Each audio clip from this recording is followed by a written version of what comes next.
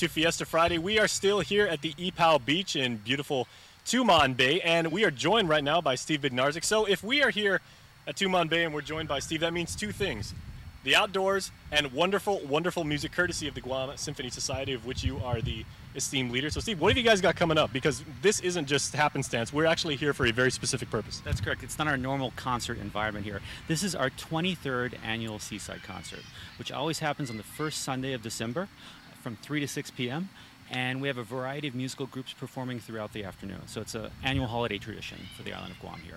Now, because it's Seaside, are you trying to tie in, maybe some pieces that have to do with, like the ocean and the wind or stuff like that? Because I know you always try and, like link in environment with musical selections. Actually, not for this concert. We try to do a variety of just holiday selections. We have Santa Claus coming out on a carabao, and he throws candy at the kids. We have our annual picnic basket competition, which is aided by women from the Guam Women's Club. They go around and judge picnic baskets and award prizes based on that. So it's a lot of fun throughout the afternoon. It's a very relaxed atmosphere. People bring food, drink, and blankets to sit on and enjoy the music throughout the afternoon. We have 3 or 4 musical groups performing. We're starting off with the Handbells of the Marianas, which is a handbell group based out of the Lutheran Church of Guam. Then a newly formed group, the UOG Jazz Quintet, a bunch of UOG professors and former students that are going to be performing. The Guam Territorial Band will be putting a set on for us, and also the Guam Symphony Orchestra to clean things up at the end of the evening or afternoon, as you said. Okay, so as someone who studied music for a little bit, it's interesting because we're just a stone's throw away from the auditorium. Obviously, we're outside, and then, like the acoustics in here present some interesting challenges. With people that are playing bells, as you said, in a jazz quartet, what sonic challenges do those present to musicians? Well, it's always, you could say, a funky situation when you're outside. So we do have technical term? Technical musical term. It's a little funky. So we do have a sound person that comes out. Henry Sherrard helps doing our sound over here. So everything's mic'd, and we try to get that to work as carefully as possible. It's always difficult outside with live instruments. And, you do the concerts over at Leo Palace with the groups that come in and stuff, and they always have to be very careful how they mic things. But that's the way to get around this outdoor issue. It's pretty good here, actually, because this is a concrete shell. So there's a lot of reverberation, and the music's kind of pushed out toward the audience. And if you look over here, it's beautifully terraced.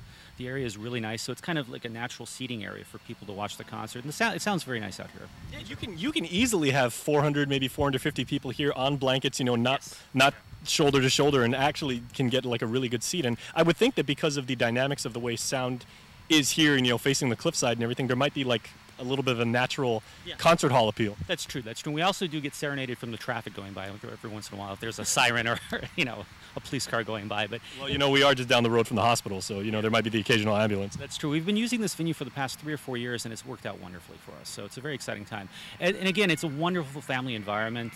It's some great, exciting, fun holiday music, a variety of musical groups throughout the afternoon, and it's free for everyone. So come out and enjoy it. 3 to 6, Sunday, December 2nd. How are you guys preparing for this this show? Obviously, you guys are going to rehearse and you're going to do stuff, but again, with the dynamics of the environment, playing to such like a large group and everything like that, what are the musicians feeling, and how excited are they to play? Well, it's always a very okay, it's not a funky situation this time. It's a little awkward because of the way the sun comes down here. So the reason we chose 3 to 6 is because the sun is on the cooler side by that time. It's not as hot. We do get pelted by the sun, so the musicians sometimes are a little, they hope for a slightly clouded day, but no rain. And it's always a game time decision for this event because, as you know, it can rain, torrential downpour, and then 5 minutes later it'll be great. So last year I was out here. Things starts at 3 o'clock. I'm out here at 2 o'clock. There's thunder, there's lightning, and it clears up by 2:30, and we had a wonderful concert.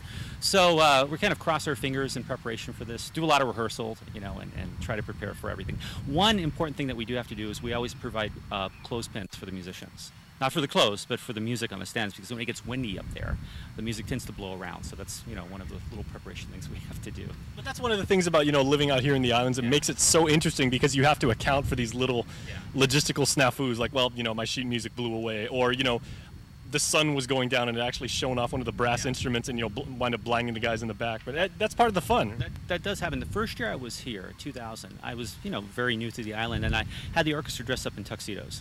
which is not a good idea. So we wear island casual, island shirts and very cool clothing for being out here too. So, you learn as you go along with these things. All right, so once again, that is next Sunday. What time should people get down here just to make sure they get a good seat? Parking is always a little bit of an issue over here just because we usually have a couple hundred people that come to the event or more.